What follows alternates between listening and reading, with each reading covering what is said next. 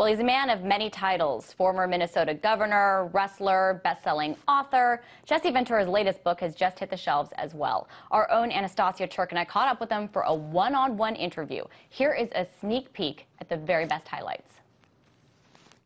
RT is sitting down with a former governor of Minnesota, TV personality, former U.S. Navy SEAL, and best-selling author Jesse Ventura. Thank you so much for joining us again. My pleasure. Always a pleasure. Your new book, 63 Documents the Government Doesn't Want You to Read. Yeah. How's this book new? All these documents in this book are in the public domain. Mainstream media is not going to tell you, you got to go find the stuff. The most difficult thing about doing this book was that these documents, you could substitute the word Nazi and it would work. And that troubles me because... Well, that's a pretty harsh statement. So can you give us some examples? Harsh. What do you mean? What did you discover working on Well, how about the CIA's assassination manual? Assassination is just a fancy word for first-degree murder. How about the document that we discovered in the late 40s, early 50s, where the United States went down to Nicaragua and rounded up a bunch of street people and infected them with syphilis? Why?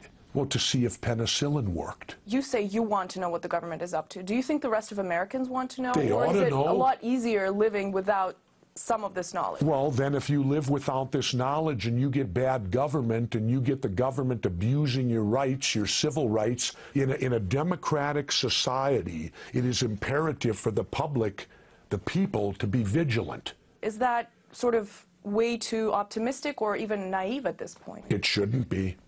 It should not be. We should always demand accountability. They use our money. I don't like it, what my government's spending my money on. What happens after you voice that? What do you expect the rest of Americans to do? I believe that we need a revolution in our country. We can have a revolution. What I suggest is that the next time we have an election here, vote for anyone but Democrats or Republicans. Anyone but them.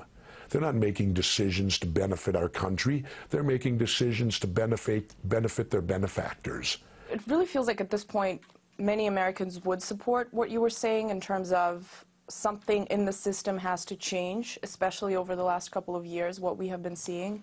But the majority still continues to support the mainstream political elite. It still is the Democrats and the Republicans. Mm-hmm. How many people and how much more time do you think it would change for people to really start coming out and voting for a third option? I don't know. But if they don't, then they deserve what they get, right? Let me tell you something. Do you know how many documents the U.S. government declared top secret last year in 1 year? Millions. 16 million.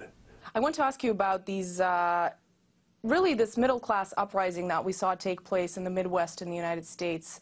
You know, in Wisconsin, where almost 100,000 people have been protesting for the longest time. They ended up really losing that battle. Sure. So you, as one of the people who deems it important to be calling for a revolution, for the people to stand up, what are the chances of the people winning that kind of revolution? It's easy. Stop voting for Democrats and Republicans. Vote for anyone else. What do you mean for That's anyone the else? problem. What if the third person turns out to be just as bad or, you know, even worse? Well, come on, that's a what if. How do you do a what if? But if you're calling for that and bad. then it ends up playing out even more terribly, what's the solution then? How could it? How could it? You explain. Now I'll ask you the question. Explain to me how it could turn out worse. I don't know. The United States could be involved not in 3 wars, but 10? What, by electing an independent like me? I would put us into 10 wars? Where do you make that leap? What if you end up going on a power trip and decide to bomb, you know, 7 other countries? Obama got the Nobel Peace Prize. Well, I'll put it this way. And then he started Libya. Put it this way. I'll follow the Constitution. That's the law of the land. The problem is the Democrats and Republicans no longer follow our Constitution or Bill of Rights. Where's our Supreme Court? They're bought off too.